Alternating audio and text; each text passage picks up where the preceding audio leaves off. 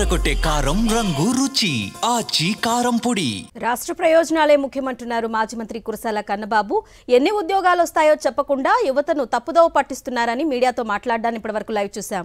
ఇక మిగతా అప్డేట్స్ చూస్తే తిరుపతి కౌన్సిల్ సమావేశంలో కార్పొరేటర్లకు భద్రత లేదని, వైఎస్ఆర్ కాంగ్రెస్ పార్టీ కార్పొరేటర్ల గొంతు నొక్కేస్తున్నారని మరోసారి రుజువైంది. ఇవాళ జరిగిన కౌన్సిల్ సమావేశంలో వైఎస్ఆర్సీపీ కార్పొరేటర్ గణేష్ పై కూటమి రౌడీలు దాడి చేశారు.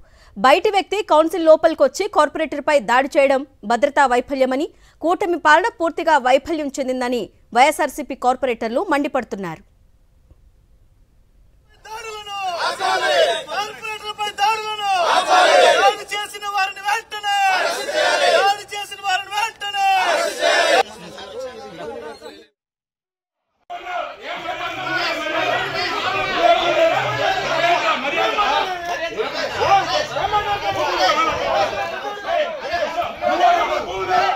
దీనిపై మరింత సమాచారాన్ని మా ప్రతినిధి ప్రసాద్ అందిస్తారు.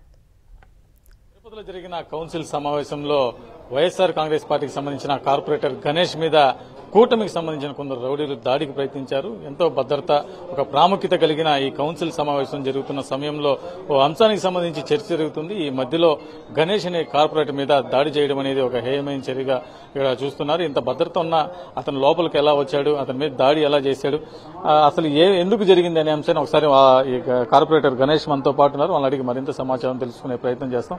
చెప్పండి, అసలు మీరు ఈ రోజు మీ మీద దాడి జరిగింది, అతను ఎవరు, అసలు ఎందుకు చేయాల్సి వస్తుంది దాడి? ముందు ఇవాళ జరిగిన మున్సిపల్ సాధారణ కౌన్సిల్ సమావేశంలో ఒక కార్పొరేటర్గా ఇక్కడ ఉన్న సమస్యలపైన మేము మాట్లాడడం జరిగింది గట్టిగా. గ్రేటర్ తిరుపతి అనే అంశాన్ని మేము బలంగా ఆమోదిస్తున్నాం అందరూ కూడా, మా వైఎస్ఆర్ కాంగ్రెస్ పార్టీ కార్పొరేటర్లు అందరూ కూడా. దీని మీద ఆల్రెడీ ఒక ముఖ్యమంత్రి ఈ అంశాన్ని కౌన్సిల్లో పెట్టి పంపించండి అని ఒక క్లియర్గా ఇచ్చి కౌన్సిల్లో మెన్షన్ చేసిందని వాయిదా వేయాలని చూశారు. దీని మీద మేము గట్టిగా రియాక్ట్ అయ్యాము, మాట్లాడాము. దీన్ని అనచాలా, వీళ్ళ వాయిస్ ని తొక్కాలా అన్న దాంతోనే జనసేనకు సంబంధించిన కొంతమంది గూండాలు కౌన్సిల్లోకి అక్రమంగా ప్రవేశించి మా పైన దాడి చేశారు. వాళ్ళు అసలు కౌన్సిల్లోకి ఎలా వస్తారు?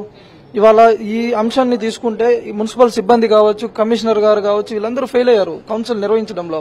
అంటే మాకు ఇక్కడ భద్రత లేదనే, అంటే మేము ఎక్కడ వినిపించాలా మా వాయిస్ ని, ప్రజల సమస్యల్ని ఎక్కడ చెప్పాలా? కౌన్సిల్లోనే. ఇక్కడ కూడా మమ్మల్ని మాట్లాడనీయకపోతే మేము ఎవరికి చెప్పుకోవాలా? కౌన్సిల్కి రావాల్సిన అవసరం ఏముంది? భయపడతా కౌన్సిల్లో కూర్చోవాలా మేము? దాడి జరిగిన సందర్భంలో ఎవరితో మీరు చర్చిస్తున్నారు? మీ మధ్య ఎలాంటి వాదోపవాదాలు జరిగాయి? అసలు ఏం జరిగింది?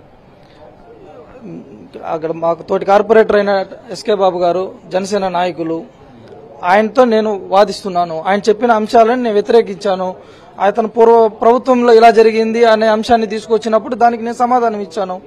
దానికి వాళ్ళు ఆయన ఒక కార్పొరేటర్ గా రియాక్ట్ అవుతాడు, నేను రియాక్ట్ అయ్యాను. దానికి తప్పేముంది? మధ్యలో ఇతను ఎవరు? అసలు బయట నుంచి ఇతన్ని లోపలికి అంటే కూర్చోబెట్టడం, ముందుగానే వచ్చి కూర్చొని ప్లాన్డ్ గా ఇట్లా మాట్లాడినప్పుడు ఎవరన్నా అంటే వాళ్ళ స్థాయి కూడా కార్పొరేటరే కదా, మేము తప్పుగా మాట్లాడినామా? దానికి దాడి చేస్తారా? మరి కొంతమంది కార్పొరేటర్లు కూడా ఉన్నారు వైఎస్ఆర్ కాంగ్రెస్ పార్టీకి సంబంధించి. చెప్పండి, ఈ రోజు జరిగిన ఆ దాడికి సంబంధించి మీరు ఎలా చూస్తారు? దాని మీద ఏ విధంగా రియాక్ట్? అంటే ఈ రోజు జరిగిన కౌన్సిల్ సమావేశం అనేది ఒక సమావేశం కాదనిపిస్తుంది. ప్రజలకు విరుద్ధంగా చేసిన సమావేశంలా ఉంది. నా మిత్రుడు తమ్ముడు గణేష్ మూడోవాడు కార్పొరేటర్ ప్రజా సమస్య కోసం పోయి పోరాడుతుంటే దాని తోటి కార్పొరేటర్తో వాగ్దానం యాక్చువల్గా జరుగుతుంది. ఎందుకు మీరేం చేశారు, మేమేం చేసాం యాక్చువల్గా చెప్పుకుంటూ ఉంటాం. అది మనకి ఆ చట్టం మనకు దేవుడు ఇచ్చినాడు కాబట్టి మనం మాట్లాడక తప్పదనమాట. అలాంటి టైంలో మూడో వ్యక్తి రావడం, బయట నుంచి రావడము, తోయడం అనేది ఇది చాలా తప్పు. అది మాకు ఇక్కడ కూడా మాకు లేకుంటే, మేము ప్రజాగలాన్ని విప్పుకునే దానికి కూడా మాకు ఇది కూడా మాకు అవకాశం లేకుంటే మేము ఇంకా కార్పొరేటర్ ఉండేది ఎందుకు, చేసేది ఎందుకు, జనాలకు పనిచేసేది ఎందుకు? ఇవన్నీ చూస్తుంటే చాలా బాధాకరంగా అనిపిస్తుంది.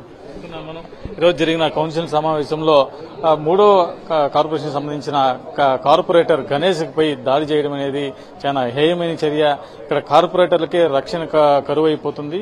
ఒక తిరుపతి ప్రథమ పౌరులు మేయర్ ఉన్నారు, మరో పక్క ఐఏఎస్ అధికారి కమిషనర్ మౌర్య గారు ఉన్నారు, మరో పక్క భారీ బందోబస్తు కూడా ఇక్కడ ఏర్పాటు చేశారు. అయినా కూడా లోపలికి వచ్చి ఒక బయట వ్యక్తి దాడి చేశారంటే ఇక్కడ పూర్తిగా ఇటు ప్రభుత్వం కావచ్చు, ఇక్కడ ఉన్న అధికారులు కావచ్చు పూర్తిగా వైఫల్యం చెందారు. దీని మీద భవిష్యత్తులో భవిష్యత్తులో మరింత జాగ్రత్త చర్యలు తీసుకోవాలి. ఒక మేజర్ ఇష్యూ మీద చర్చ జరుగుతున్నప్పుడు వాదోపవాదాలు సహజంగా జరుగుతాయి. కానీ ఇలాంటి దాడి చేయడం అనేది ఇక్కడ ప్రభుత్వం పూర్తిగా ఫీల్ అయింది. ఇక్కడ అధికారులు కూడా పూర్తిగా విఫలమయ్యారు.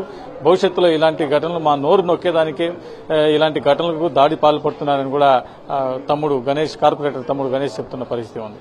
వీడియో జర్నలిస్టు ఎల్ఐతో ప్రసాద్, సాక్షి టీవీ, తిరుపతి.